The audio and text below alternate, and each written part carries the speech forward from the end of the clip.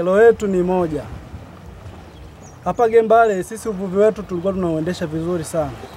Na kulikuwepo na kodi za serikali ambazo tulikuwa tunazilipa kwa ajili ya kuendesha halmashauri zetu. Lakini hivi karibuni kumetokea jambo lingine ambalo limeingizwa kwenye system bila kutupa taarifa yoyote. Ni swala la kuchangia mapato ya taifa, kimaanisha TRA. Hili swala limekuja bila kutupa elimu yoyote. Na wakawa wanatupa oda kwamba tunatakiwa tulipe 250,000 kwa ajili ya mapato ya taifa. Na sisi kipato chetu kwa sasa hivi kimeshuka sana. Changamoto ni nyingi. Gharama za uendeshaji zimekuwa kubwa.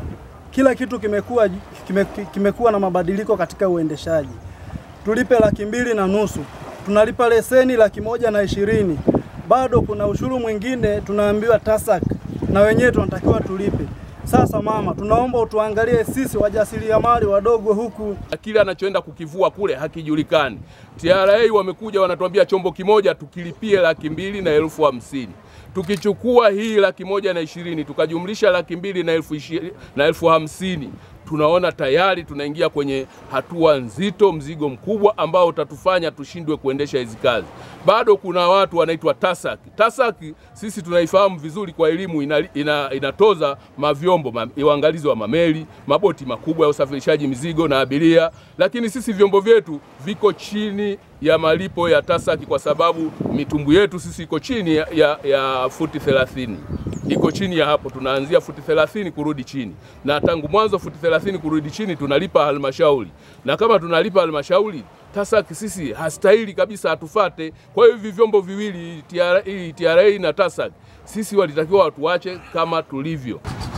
Msimamo wetu kwa niaba ya wavuvi wenzangu, kama serikali haitatusikiliza, wavuvi tumesema tutasitisha shughuli za uvuvi mpaka hapo swala letu litakapojadiliwa. Kuendelea kwa kazi kwa utitiri wa kodi hilo neno linachangia kutufanya sisi kazi za uvuvi tunasitisha. Mimi ninachofahamu ipo kodi maalum kama ambavyo mmiliki wa gari ana leseni anazotakiwa kuzilipa kwa gari yake kwa mwaka. Wakati mwingine hawalipi, lakini kodi hiyo iko pale pale. Kwa hiyo kuto kulipa mwaka wa kwanza, mwaka wa pili, akija mtu ambaye anasimamia sheria, mtu mwingine anaona jambo hilo ni jipya, lakini hakuna kodi mpya.